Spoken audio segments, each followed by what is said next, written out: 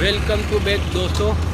आज मैं आया हूँ साबरमती आश्रम और हमारे राष्ट्रपिता महात्मा गांधी के जीवन में जो भी गतिविधियाँ हुई थी साबरमती आश्रम में वो हम यहाँ पर देखेंगे। और अभी तक जिन लोगों ने हमारे चैनल को सब्सक्राइब नहीं किया है सब्सक्राइब कर ले और बेल आइकन को ऑन कर दे ताकि आने वाली वीडियो का नोटिफिकेशन आपको मिलता रहे। और अब हम चलते हैं साबरमती के आश्रम में। ये बाहर से ये साबरमती आश्रम का गेट है और हम अंदर टिकट लेना पड़ता है। हम अंदर टिकट लेके हम अंदर जाएंगे और फिर बाद में मैं अंदर का व्यू आपको दिखाऊंगा। A few moments later. तो दोस्तों मैं साबरमती आश्रम के अंदर आ चुका हूँ और यहाँ पर टिकट नहीं लगता है, बिल्कुल फ्री एंट्री है। लेकिन यहाँ पर हमारे राज्य का नाम, हमारा नाम और हमारे शहर का नाम एंट्री करवाना पड़ता है, उसके बाद ही हमको अंदर प्रवेश दिया जाता है। और हमने अंदर तो प्रवेश कर लिया है, लेकिन हम अंदर देखेंगे कि अंदर और क्या क्या है। दोस्तों महात्मा गांधी 9 जनवरी 1915 को अपनी पत्नी के साथ भारत लौटे थे और गांधी जी के दक्षिणी अफ्रीका से लौटने के बाद उन्होंने अहमदाबाद के कोचरब नाम स्थान पर एक आश्रम स्थापित किया था और वो आश्रम 25 मई 1915 को स्थापित किया था। और उसके बाद उन्होंने यह आश्रम वहाँ से छोड़कर साबरमती नदी के किनारे पर स्थापित किया था।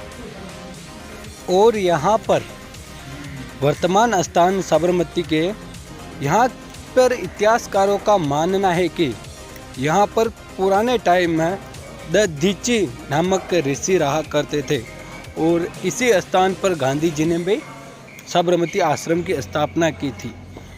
और सबसे खास बात तो यह है कि महात्मा गांधी जी के साथ हमेशा चरखे का नाम विशेष तौर पर लिया जाता है। इसके पीछे भी कुछ कारण है। इससे पहले भारत में चरखे का इतिहास बहुत पुराना है, लेकिन महात्मा गांधी जी के जीवन काल में ही चरखे में कुछ विशेष सुधार किए गए थे।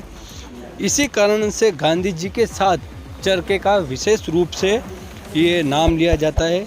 और हम सबको पता है कि गांधी जी ने इस चरखे में बहुत ही ज़्यादा सुधार किया था। सबसे पहले गांधी जी को चरखे के बारे में 1908 में उनको सूझा था और उन्होंने सोचा कि कहीं ना कहीं से चरखा लाना चाहिए। और ये बात उस टाइम की है जब गांधी जी इंग्लैंड में रहा करते थे। और दोस्तों गांधी जी इंग्लैंड में रहते हुए भी भारत के बारे में सोचते थे, तभी तो उन्होंने 1908 के अंदर भी चरखे के बारे में सोचा था और इसमें कुछ सुधार करके भी उन्होंने प्रस्तुत किए। गांधी जी ने चरखे की तलाश जी जान से शुरू कर दी। एक गंगा बहन थी, उन्होंने बड़ौदा के किसी गांव से एक चरखा मंगवाया था। उससे पहले गांधी जी ने कभी चरखा नहीं देखा था, सिर्फ चरखे के बारे में सुना था। लेकिन जब चरखा मंगवाया गया तब गांधी जी ने उसमें काफ़ी सुधार किए। दरअसल चरखा और खादी के बारे में गांधी जी का बहुत ही बड़ा योगदान है और वो चाहते थे कि इससे हम देश को आज़ादी दिला सकते हैं। उस समय चरखा एक आर्थिक व्यवस्था का प्रतीक बन गया था और गांधी जी के साथ साथ जो गांधी जी के साथ में रहते थे वो लोग भी चरखा चलाने लगे, सूत काटने लगे। और वहाँ पर जो किसान रहते थे आजू बाजू में जितने भी गाँव में, गांधी जी ने उनको बताया कि चरखे से ये लाभ होते हैं, तो वो भी 6 महीने फ्री बैठे रहते थे, तो वो भी चरखा चलाने लगे। और चरखे का प्रभाव इतना हुआ कि अच्छे अच्छे ग्रोह की महिलाएं भी चरखा चलाने लग गई और सूत काटने लग गई। लेकिन धीरे धीरे एक ऐसा टाइम आया कि चरखे का चलन समाप्त हो गया। गांधी जी कहते थे कि चरखा स्वयं में एक बहुमूल्य मशीन है और गांधी जी का सभी भारतवासियों से आग्रह था कि सब लोग चरखा से बुनकर ही वस्त्र पहने, जिससे हमारे भारत की आर्थिक स्थिति थोड़ी सही होगी। और ये गांधी जी को लोग उस टाइम बहुत मानते थे, अभी भी मानते हैं। और भारत में सभी लोगों को ये बात बहुत अच्छी लगी और उस टाइम में हर घर में चरखा चलता था और चरखे से बने हुए वस्त्र ही लोग पहनते थे। गांधी जी के चरखे आज भी साबरमती आश्रम में वैसे के वैसे रखे हुए हैं और आप कभी भी जाओ तो ये साबरमती आश्रम का दृश्य है। वहाँ पर साबरमती आश्रम में गांधी जी ने जितने भी पत्र लिखे और जितने भी चरखा चलाए, उनके चरखा कैसे दिखते हैं और उनके घर में क्या क्या था, और वह आश्रम के पास में जो नदी है वो भी आपको स्पष्ट दिखेगी।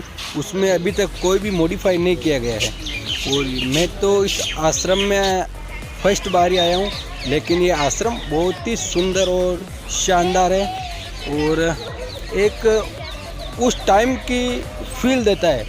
आज जैसे कि इस ज़माने में ऐसा कुछ नहीं है और ये पुराने टाइप का ही आश्रम है जब गांधी जी यहाँ पर रहते थे। और आप ये देख सकते हैं कि चरखा कैसे चलता है। और दोस्तों, ये रहा गांधी जी का रसोई घर। आप इसको अच्छे तरीके से देख लीजिए, कितने सिंपल और साधारण तरीके से गांधी जी रहते थे। उस टाइम पर भारत के सबसे महान व्यक्ति थे और उस टाइम पर ये सब पैसा ऐसा उनको नहीं चाहिए थी, उनको सिर्फ और सिर्फ हमारे देश की आज़ादी चाहिए थी। और देख लीजिए दोस्तों, इस हालत में रहते थे गांधी जी। ये गांधी जी के कुछ बर्तन हैं जो उनके खाने पीने में काम आते थे। आप क्लियर देख सकते हैं, बहुत ही शानदार थे यार। और सबसे बड़ी बात तो ये है कि इतने बड़े नेता होते हुए भी, नेता तो नहीं थे परंतु उन नेता ही मान लो एक तरह से, क्योंकि पूरा देश उनकी कही बात को ज़रूर माननी थी और सब लोग उनको बहुत प्यार करते थे।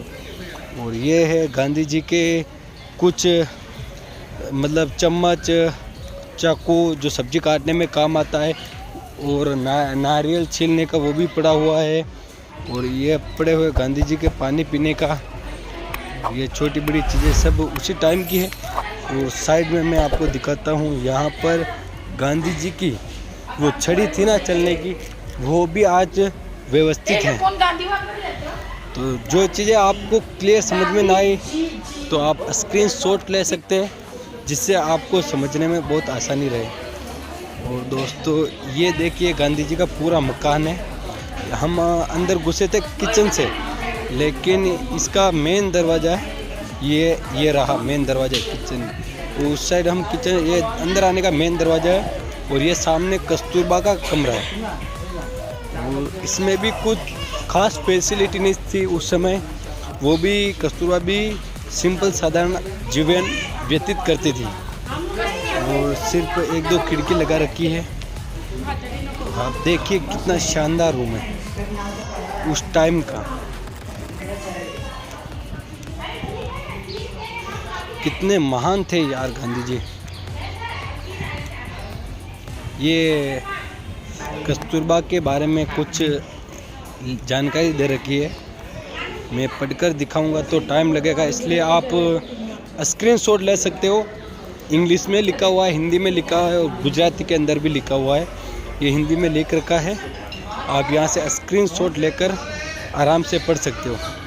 और दोस्तों, ये रहा आगे मेहमानों का कमरा। यहाँ पर सभी मेहमान आते थे, चाहे कितने भी बड़े नेता हो, उनको भी गांधी जी के पास यहाँ पर नीचे ही बैठने को मिलता था। ऐसा नहीं है कि कोई बड़ा नेता है तो गांधी जी उनके लिए कोई होटल बुकिंग कराएंगे, नहीं, सिर्फ ये छोटा सा कमरा है। और यहाँ पर नेहरू जी, सब जितने भी उनके खास थे वो सभी यहीं पर मिलने के लिए आते थे।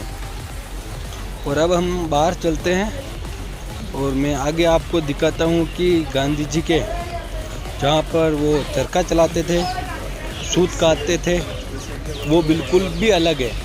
उसका गांधी जी का अलग ही रूम है, ये रहा। और आप देख सकते हैं यहाँ पर गांधी जी बैठकर चरखा चलाते थे और पत्र लिखना सब कुछ यहीं से होता था। और यहाँ पर सबसे ख़ास जगह यही है क्योंकि ये गांधी जी का मेन रूम है।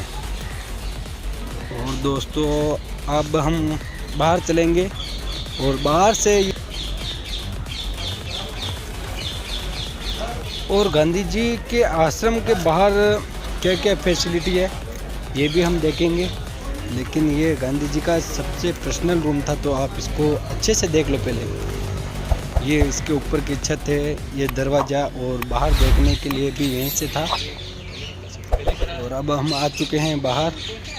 ये बाहर का नज़ारा बहुत ही खूबसूरत है, बिल्कुल खुला। और यहाँ पर गांधी जी गाय भी रखते थे, बकरियाँ भी रखते थे। और यहाँ पर खेती करने के लिए आसपास से किसान भी आते थे, यहाँ पर खेती भी होती थी। और इसको किसी भी तरह से नष्ट नहीं किया गया है हमारी सरकार द्वारा। बहुत ही ये हमारी मेन धरोहर है और इसको हमें संभाल कर भी रखना चाहिए। बहुत ही खूबसूरत नज़ारा है और यहाँ पर किसी भी तरह से कोई मतलब कचरा गंदगी भी नहीं है। और ये पीछे रही साबरमती नदी। अभी तो ये गंदी हो चुकी है, लेकिन उस टाइम में पीने का पानी यहीं से आता था।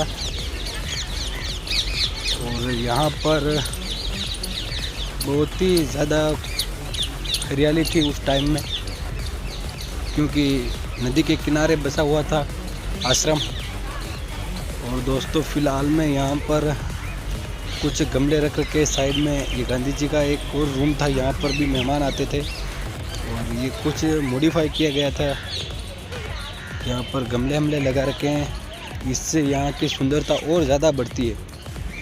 और दोस्तों ये भी गांधी जी के द्वारा बनाया गया मकान है, इसमें कुछ मॉडिफाई किए गए हैं। और यहाँ पे रही गाड़ी पार्किंग। और दोस्तों यहाँ पर गांधी जी के द्वारा बनाया हुआ कुआं भी है, लेकिन अब इसको भर दिया गया है। और ये सिर्फ हम इतना सा देख सकते हैं, ये कुआं था पहले यहाँ पर। और ये रही साबरमती नदी। उस टाइम पर दोस्तों ये कुछ नहीं थे, उस साइड आगे आपको जो टावर दिख रहे हैं ये फैसिलिटी नहीं थी। सिर्फ जैसे हमारे सिंपल साधारण गाँव में बनास नदी होती है, गंगा नदी होती है, यमुना नदी होती है, उसी तरह से ढलान थी सिर्फ। और यहीं से किसान लोग पानी की सप्लाई लेकर अपनी खेती करते थे। और गांधी जी भी अपने पीने के लिए आश्रम में यहीं से पानी लाते थे। और कितने भी बाहर से जितने भी नेता आते थे वो भी यहीं से पानी पीते थे। ऐसा नहीं, उस टाइम में ये नदी बहुत ही स्वच्छ थी। और दोस्तों हम घूम चुके हैं पूरे आश्रम के अंदर, यहाँ से विदेशों से भी पर्यटक आते हैं। तो चलिए दोस्तों अब हम चलते हैं। और जिन लोगों ने अभी तक हमारे चैनल को सब्सक्राइब नहीं किया, सब्सक्राइब करके बेल आइकन को भी ऑन कर दो, ताकि आने वाली वीडियो का नोटिफिकेशन आपको मिलता रहे।